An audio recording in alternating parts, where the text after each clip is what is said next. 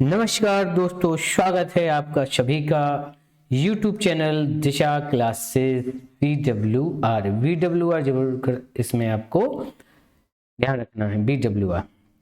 भाई मैं आपके साथ विनोद रायकवार। आज हम बात करेंगे पर्यावरण क्लास तीसरे नंबर की, ठीक है, 3 की क्लास 3 इसमें क्या होगी। आइए दोस्तों शुरू करते हैं।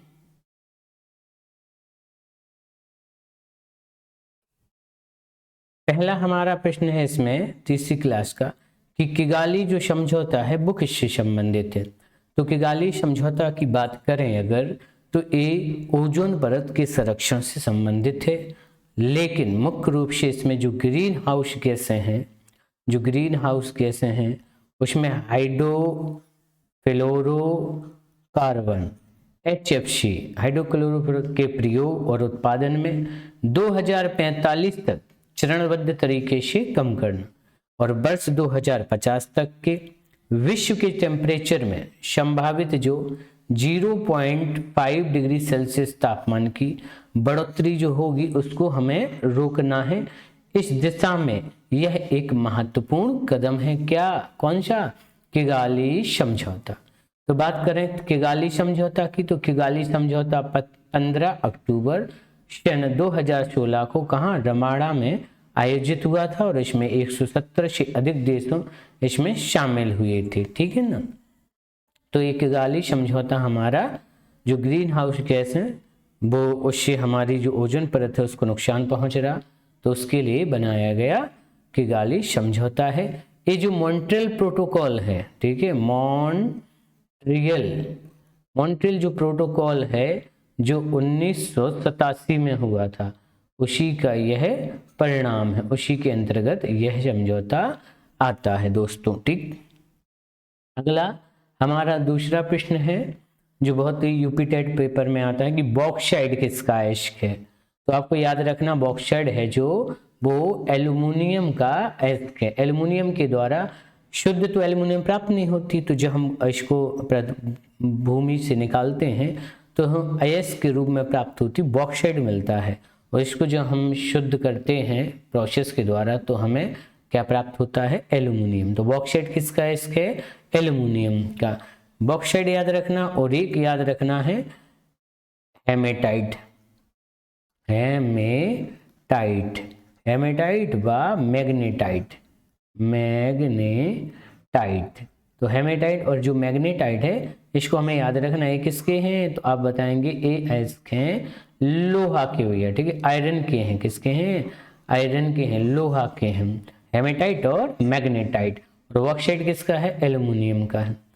दूसरा क्वेश्चन हमारा समाप्त हुआ। फिर है हमारा तीसरा क्वेश्चन कि जिम कॉर्बेट राष्ट्रीय जो उद्यान है भारत का पहला राष्ट्रीय उद्यान वो कौन सा है, जिम कॉर्बेट राष्ट्रीय उद्यान, जो कहाँ स्थित है, तो उत्तराखंड में स्थित है वर्तमान परिदृश्य में देखें।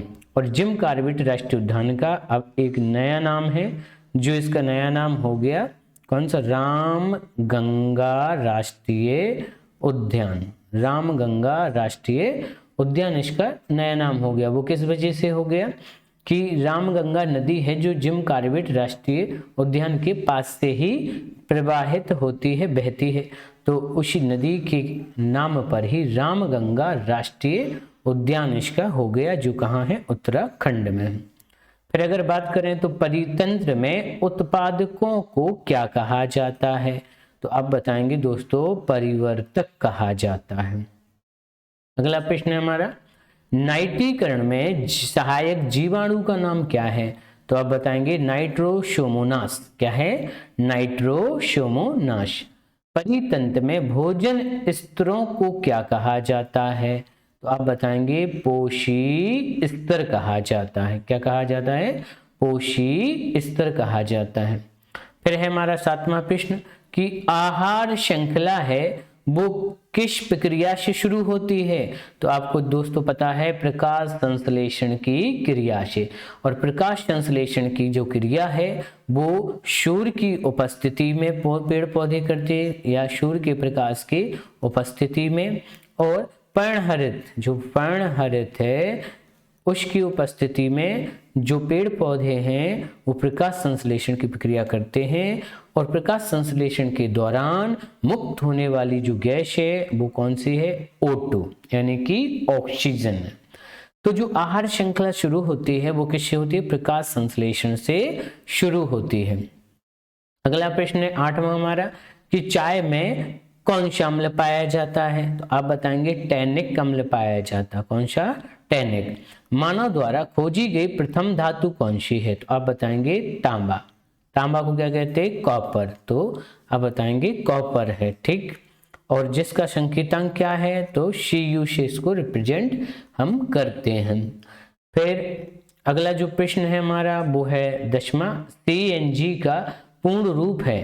तो आप लिखेंगे CNG का पूर्ण रूप कंप्रेस्ड, क्या है? Compressed natural gas. Compressed natural gas, इसका एक फुल फॉर्म हो गया, ठीक है। कंप्रेस्ड नेचुरल गैस, इसको कहते हैं CNG। तो CNG का फुल फॉर्म क्या है? कंप्रेस्ड नेचुरल गैस दोस्तों। अगला हमारा जो प्रश्न है उसको हम आगे बढ़ाते हैं, और हमारा जो प्रश्न है वो अब आ गया है 11वां। तो हम 11वें प्रश्न की बात करेंगे। तो इसमें आया है पाई। पाई का जो संकेतांक है दोस्तों वो इस तरीके से बनता है, ठीक है ना। तो पाई का और जीरो की खोज का श्रेय किसे जाता है? तो आप जानते हैं दोस्तों किसको जाता है? आर्यभट्ट। यदि ऑप्शन में आर्यभट्ट ना दिया हो तो हम लगाएंगे कि जीरो की खोज किसने की थी? तो भारतीयों ने की थी। किसने की थी? भारतीयों ने की थी जीरो की खोज। फिर है अगला हमारा प्रश्न कि भारत की राष्ट्रीय मिठाई क्या है? तो वो दोस्तों क्या है? जलेबी। जलेबी तो आपने देखी होगी, इस तरीके की रहती है जलेबी। और राष्ट्रीय फल क्या है हमारा? तो वो मैंगो है, आम है हमारा, ठीक है। और आम की एक किस्म होती अल्फांसो। क्या होती? अल्फांसो। तो जो अल्फांसो है वो किसकी किस्म है? आम की। तो आपको याद रखना अल्फांसो किसकी किस्म है? आम की। और जो दशहरी आम है, दशहरी आम, जो दशहरी आम आता है वो कहाँ का प्रसिद्ध है? तो लखनऊ का प्रसिद्ध है। और लखनऊ में एक गांव का नाम है मलिहाबाद। तो मलिहाबाद गांव में सबसे पहले दशहरी का एक पेड़ लगाया गया था, ठीक है ना। तो वहीं से दशहरी भारत में फिर आगे भी फैली, इसलिए दशहरी आमों की जो जननी है मलिहाबाद गांव को कहा जाता। और दशहरी आम प्रसिद्ध कहाँ के हैं? उत्तर प्रदेश की बात करें यदि हम तो वो है हमारे लखनऊ, मलिहाबाद में। तो सबसे ज़्यादा आम कहाँ पाए जाते उत्तर प्रदेश में? तो मलिहाबाद, लखनऊ में, ठीक। और अल्फांसो किसकी है प्रजाति या किस्म? तो आप कहेंगे मैंगो की है, आम की है। अगला प्रश्न है हमारा कि 13वां क्वेश्चन, डल झील और बुलर झील ये कहाँ स्थित हैं? तो दोस्तों जम्मू कश्मीर में है, ठीक है ना।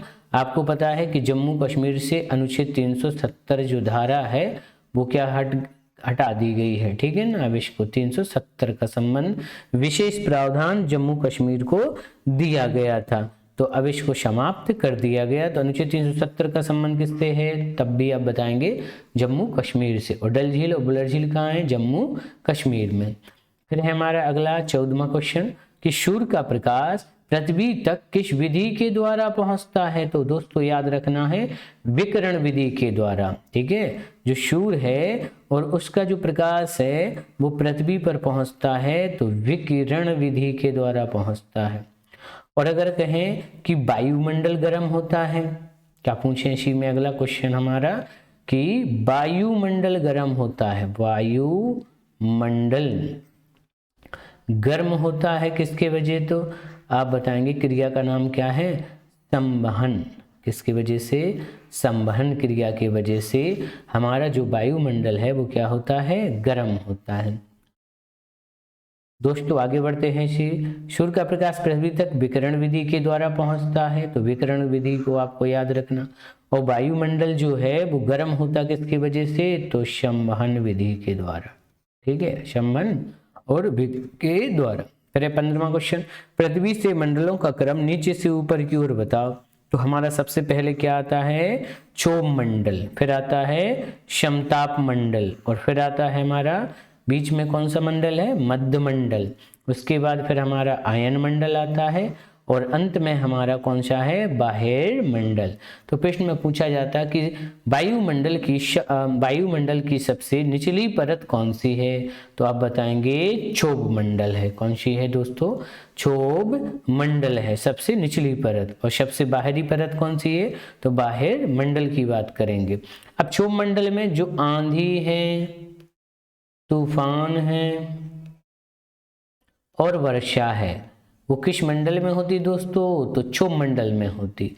और हमारी जो ओजोन परत है, O3 ओजोन परत, ठीक है, वो किस मंडल में पाई जाती, तो आप बताएंगे समताप मंडल में। और यहीं पे जो कौन उड़ते हैं, वायुयान, जो वायुयान है वो कहाँ उड़ते दोस्तों, समताप मंडल में। ठीक, अगले बढ़ते हैं आयन मंडल। तो आयन मंडल में जो रेडियो तरंगे हैं वो किस मंडल से टकराकर पृथ्वी पर पुनः वापस आती, तो रेडियो जो तरंग हैं वो आयन मंडल से टकराकर और पुनः पृथ्वी पर वापस आ जाती हैं। यानी कि कहें तो ये हमारा आयन मंडल है यहाँ पर, और ये हमारी पृथ्वी है, तो पृथ्वी से यहाँ जाती और आयन मंडल वापस पृथ्वी पर आ जाती। इसी से संभव हो सका हमारा जो संचार कम्युनिकेशन है वह वाला, यानी मोबाइल है, इसकी वजह से काम करता है सैटेलाइट के माध्यम से। तो इन बातों को याद रखें। क्षोभ मंडल में आंधी तूफान वर्षा आती, ओजोन परत है जो किसमें पाई जाती, समताप मंडल में, स्ट्रेटोस्फीयर में, और आयन मंडल रेडियो तरंगे वापस पुनः पृथ्वी पर आती है, किससे टकराकर, आयन मंडल से टकराकर। अगला हमारा अशोक चिन्ह कहाँ से लिया गया है, तो आप बताएंगे सारनाथ स्थित अशोक स्तंभ से अशोक चिन्ह लिया गया। अशोक चिन्ह की बात करें तो इसमें स्पोकों की संख्या होती है कितनी, 24, और इसका जो कलर है वो कैसा होता है, मयूरी नीला, तो पीकॉक ब्लू। ये प्रश्न को उत्तर हम लगाएंगे दोस्तों। ठीक, इसी तरीके से हम फिर आगे बढ़ते हैं दोस्तों, और हम नेक्स्ट प्रश्न पर आएंगे। अगला प्रश्न हमारा है 17वां। राष्ट्रीय ध्वज में 3 रंग होने के कारण इसको क्या कहा जाता है, तिरंगा। तिरंगा में अगर कहें सबसे ऊपर क्या है, तो केसरिया, और बीच में क्या है, सफेद, और सबसे नीचे कौन होता है, हरा। जिसको आप 4, 3, 2 से याद कर सकते। 4 मतलब केसरिया, तो केसरिया में 1, 2, 3, 4 हैं। 3 सफेद, तो सफेद में कितने हैं, 3, और हरा में कितने हैं वर्ण यहाँ पे 2, तो 4, 3, 2, 1। इस तरीके से हम इसको याद रख सकते हैं, और वैसे भी आप सभी लोग जानते हैं। ध्वज के मध्य में अशोक चक्र होता है जिसमें 24 तीलियां होती हैं, 24 स्पीक। तो अशोक चक्र में कितनी तीलियां होती हैं, 24, जो किसका घोतक है, तो ये घोतक है 24 घंटे प्रगति करने का या उन्नति करने का घोतक है। ठीक है ना, यह बताता है कि 24 घंटे क्या करें, उन्नति करें दोस्तों। फिर अगला है हमारा 18वां प्रश्न। राष्ट्रीय ध्वज का डिजाइन किसने तैयार किया था, तो सबसे पहले किया था मैडम भीकाजी कामा ने तैयार किया था। ठीक है ना, जो रेशियो हमारा होता है इस तरीके से, हमारा जो तिरंगा झंडा है तो उसमें जो रेशियो है 3 अनुपात कितने का है, 2। 3 लंबाई होगी और 2 ऐसे में होगा। मैडम भीकाजी कामा ने इसको तैयार किया था। जब ये ऑप्शन में ना आए तो पिंगली बंकैया ने वाला प्रश्नों का उत्तर हम लगाएंगे। ठीक है दोस्तों, तो राष्ट्रीय ध्वज का डिजाइन मैडम भीकाजी कामा ने, और अगर ये वाला ऑप्शन में ना हो तो फिर क्या लगाएंगे, पिंगली बकैया लगाएंगे। फिर अगला प्रश्न है हमारा दोस्तों 19 वाला कि भारतीय ध्वज हमारा है उसको संविधान द्वारा कब मान्यता मिली। Most important question, very important, बहुत ही महत्वपूर्ण, बार यूपीटेट के पेपर, सीटेट में पेपर में पूछा जाता है। तो आप बताएंगे 22 जुलाई 1947 को। ठीक, राष्ट्रीय ध्वज को संविधान सभा द्वारा मान्यता कब दी गई है, तो 22 जुलाई 1947 को। डेट को याद रखें, 1947। अगला प्रश्न है राष्ट्रीय ध्वज की लंबाई और चौड़ाई का अनुपात क्या है, तो आप बताएंगे 3:2 है। लंबाई है 3, तो चौड़ाई कितनी होगी 2। अब याद रखना, अगर ऐसे पूछें कि राष्ट्रीय ध्वज में चौड़ाई और लंबाई का अनुपात कितना है, तो आप इसको क्या कर देंगे, पलट देंगे, 2:3। ध्यान रखें जब पेपर में आए तो लंबाई चौड़ाई देखें, लंबाई पहले तो बड़ी संख्या, चौड़ाई तो छोटी आएगी। फिर विश्व में सबसे अधिक अभ्रक जिसे अपन कहते हैं माइका, तो माइका है जो चीन देश में प्रोडक्शन होता, सबसे ज्यादा उत्पादन होता। जबकि भारत की बात करें तो जो अभ्रक है हमारा वो कहाँ होता है, झारखंड में सबसे अधिक उत्पादन इसका होता है।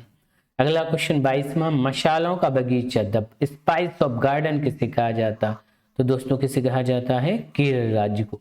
और केरल राज्य में एक पेरियार नदी बहती है, ठीक है। तो पेरियार शब्द से कुछ भी आए, पेरियार वन्यजीव अभ्यारण्य कहाँ है, तो आप बताएंगे केरल में। पेरियार नदी कहाँ बहती है, तो केरल में बहती है। पेरियार जो उद्यान है उसमें किसका संरक्षण होता है, तो आप बताएंगे हाथी का होता है, किसका, एलिफेंट का होता है। अगला प्रश्न हमारा दोस्तों 23वां क्वेश्चन, 23वें क्वेश्चन में है भारत का सबसे अधिक साक्षर यानी कि लिटरेचरी में कौन सा राज्य है, तो आप बताएंगे केरल है, ठीक। और जिला कौन सा है, एर्नाकुलम, वो वहीं का है, कहाँ का, केरल का। फिर मसालों की रानी किसे कहा जाता है, तो इलायची को। अगर कहें सीमेंट का उत्पादन सबसे अधिक कहाँ होता, तो आप बताएंगे वर्तमान में कहाँ होता, राजस्थान में। फिर एक क्वेश्चन वेरी इंपॉर्टेंट, ये भी बहुत आता, सुनहरा रेशा या फिर इसी का नाम है गोल्डन फाइबर, और इसको हम क्या कहते हैं, जूट। जूट का अन्य नाम क्या है हमारा, पटसन। तो पटसन भी कहा जाता है, जूट कहा जाता है, गोल्डन फाइबर सुनहरा रेशा कहा जाता है, ठीक है। किसको कहा जाता है, तो आप बताएंगे जूट को कहा जाता है, ठीक है। और भारत में अगर कहें सबसे अधिक जूट कहाँ पाया जाता है, तो पश्चिम बंगाल। और भी कहें अगर कि मछली भारत में सबसे ज्यादा कहाँ मिलती है, तो आप बताएंगे पश्चिम बंगाल। हावड़ा ब्रिज कहाँ पर है, हावड़ा ब्रिज कहाँ पर है, तो ये भी कहाँ है, पश्चिम बंगाल, कोलकाता में है। फिर केरल में बाढ़, केरल में जो बाढ़ प्रभावित क्षेत्रों में चलाया गया भारत सरकार का अभियान का नाम क्या है, तो ऑपरेशन मदद। तो ऑपरेशन मदद किससे संबंधित है, केरल में बाढ़ प्रभावित क्षेत्रों में चलाया गया अभियान। अगला हमारा दोस्तों तुलसी मानस जो मंदिर है वो कहाँ है, तो आप बताएंगे उत्तर प्रदेश के वाराणसी जिले में स्थित है। कहाँ पर, वाराणसी। और वाराणसी का प्राचीन नाम क्या है, काशी, ठीक है। यहीं पे कौन सा मंदिर है, विश्वनाथ, ठीक है। विश्वनाथ का जो मंदिर है वो कहाँ है, वाराणसी में।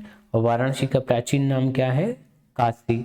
और वाराणसी किस नदी के किनारे बसा हुआ है, तो आप बताएंगे गंगा नदी का, गंगा नदी पर।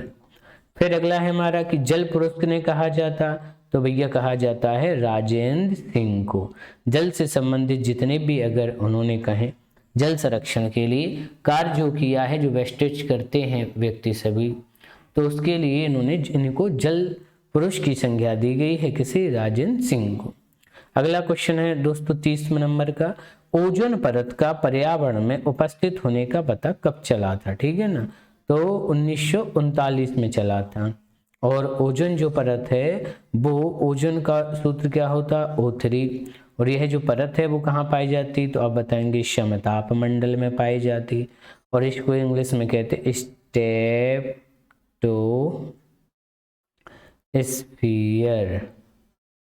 स्टेप्टोस्फीयर कहते हैं। फिर अगला है हमारा अंतर्राष्ट्रीय वन वर्ष कब मनाया गया, अंतर्राष्ट्रीय वन वर्ष, तो आप बताएंगे 2011 को। फिर वेरी इंपोर्टेंट ये वाला क्वेश्चन बहुत पेपरों में पूछा जाता है, सरिस्का अभ्यारण्य कहाँ स्थित है, तो आप बताएंगे राजस्थान में। राजस्थान में कहाँ पर, तो आप बताएंगे अलवर जिले में है, राजस्थान के अलवर जिले में सरिस्का अभ्यारण्य है। फिर अगला है 34वां क्वेश्चन, अम्ल वर्षा का नाम किसने दिया, तो आप बताएंगे रॉबर्ट एंगस स्मिथ ने दिया है। और अम्ल वर्षा है जो एसिड रेन, उसका होने का जो कारण है वो क्या है, तो दो हैं, क्या, SO2 और NO2, इसकी वजह से अम्ल वर्षा होती है।